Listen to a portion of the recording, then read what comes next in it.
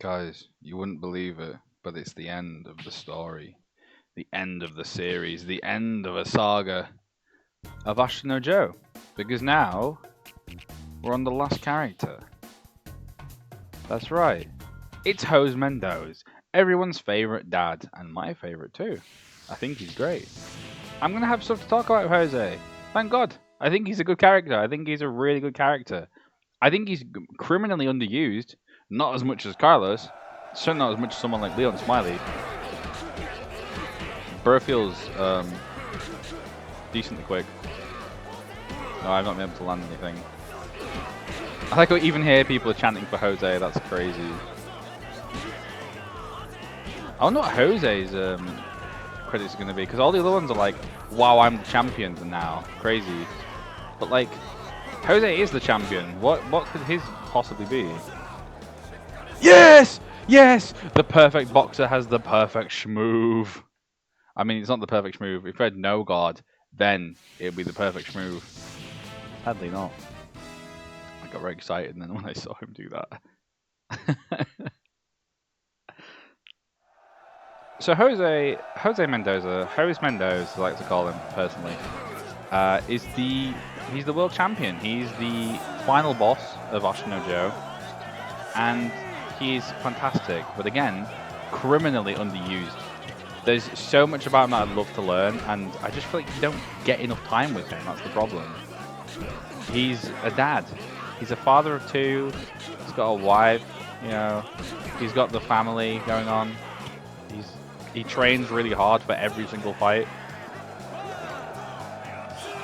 He shows so much respect to all of his opponents. Like, he's wholesome. He's really wholesome as a character. I just feel like we don't see more of it. I mean, again, an Ashita no Joe slice of life story would be fantastic right now. If I wanted to be really cringe, fan fictions. Absolutely, I'd write fan fictions of Jose Mendoza. You know, just being a dad and just being chill.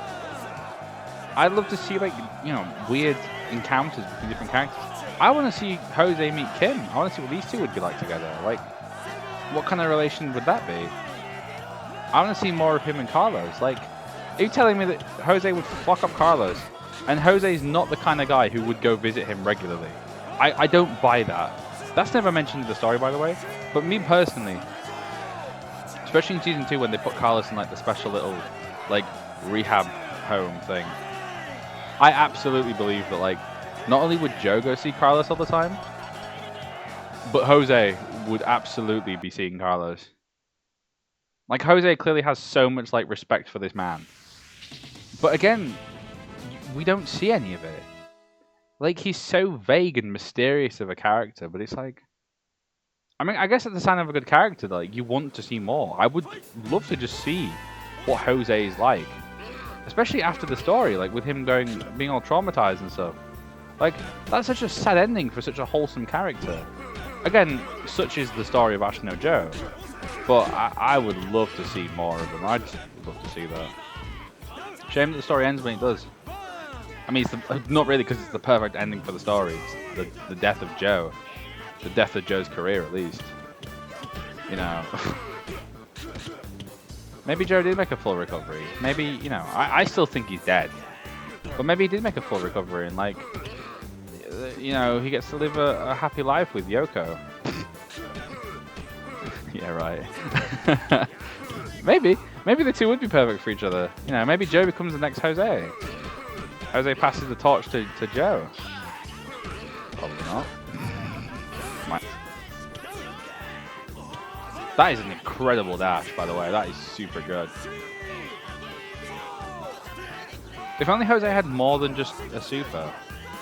Jose in the SNES game is so wild. He has, like, teleport punches that do, like, half your life. Unblockable teleport punches. He has just crazy, crazy attacks. Bro is so insane in the SNES game. Crazy glass cannon. But, like, in this game, nah, he's mid as fuck. He's just so B-tier as a character. He has boxer, he has knockout, he's got an attack super, he's a fast puncher, or like a moderate speed puncher. Like, He's so mediocre as a character. There's nothing special about Jose. And this is the final boss. This is the. I mean, he's not. Rikishi 3 is the final boss. But this is the champion of the world. This is the champion of the world, and you make him so mediocre. I'm not saying make him like kill everyone in one hit, though I would like that. But you know, that's a funny story actually. When I was first doing this challenge, I was getting so stressed at Joe 1 that I actually tried to learn Cheat Engine to create a cheat that would like give me either infinite health or let me win in one fight, like one hit knockdowns. I genuinely was going to learn Cheat Engine just so I could get through this game faster. Then I persevered and I won, and I feel so much better for it. Either way, I feel accomplished. Either I learn Cheat Engine and break open the game, or I just, you know, don't. Or I just beat the game properly. Aye, though. What a ride we've been on. What a crazy time. And it's mostly just been me chatting absolute rubbish about my life. Alright, Dampe, get a dub. Punch the champion. Dampe's got a good super. His super looks brutal. I like that one a lot. Jose's shit. I don't know if I really even want to see Jose's super again. It makes me sick, especially after Gondo. I think seeing corkscrew blow would actually make me vomit on the scene. Vomit on command. That'd be great for acting. You've got to vomit for this scene. Alright. Corkscrew blow. Terrible.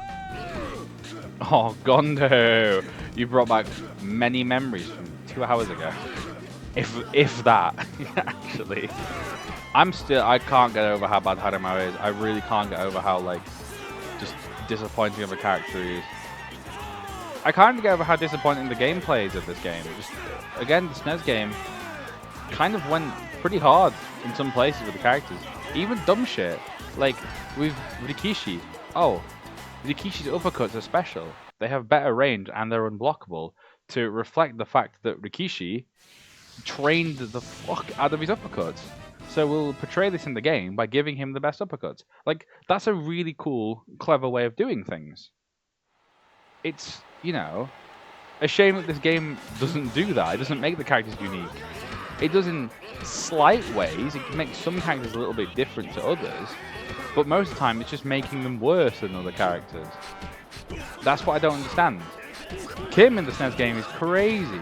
His, like, regular punches are just so absurd. It's like a flurry attack.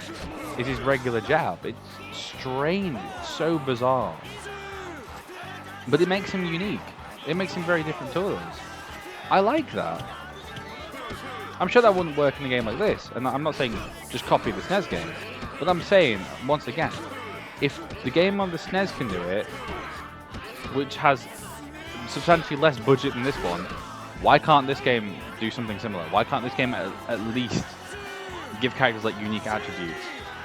Or at least just make the combat better? Like, you know, the PS2 had some amazing fighting games on it.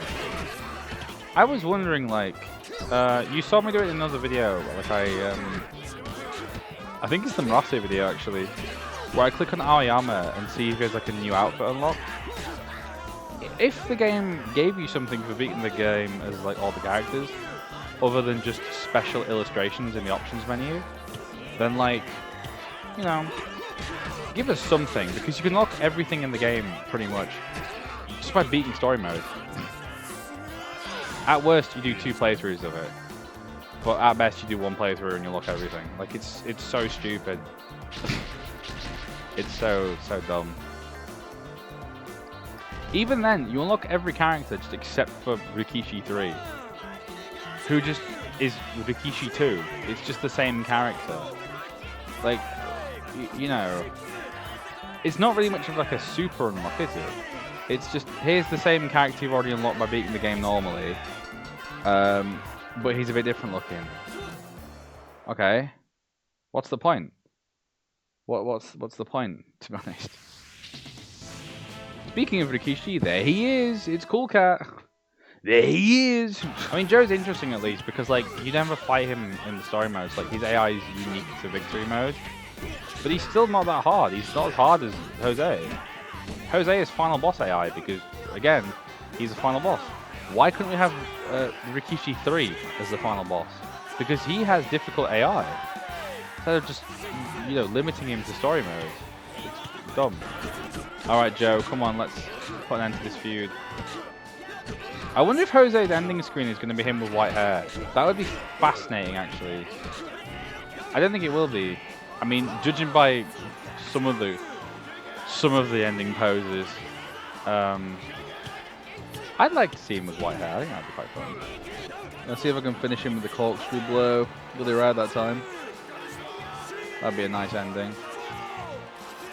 Maybe we just end it before I even get to the pose. That'd be sick. Oh yes, perfect.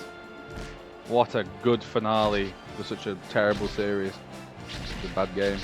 It's not bad, it's just disappointing as a fan. And as not a fan, it's just very mediocre. It's not the worst thing in the world, but it's just very mid. Right, he definitely does not have white hair, and he definitely looks like a moron. I'm mad.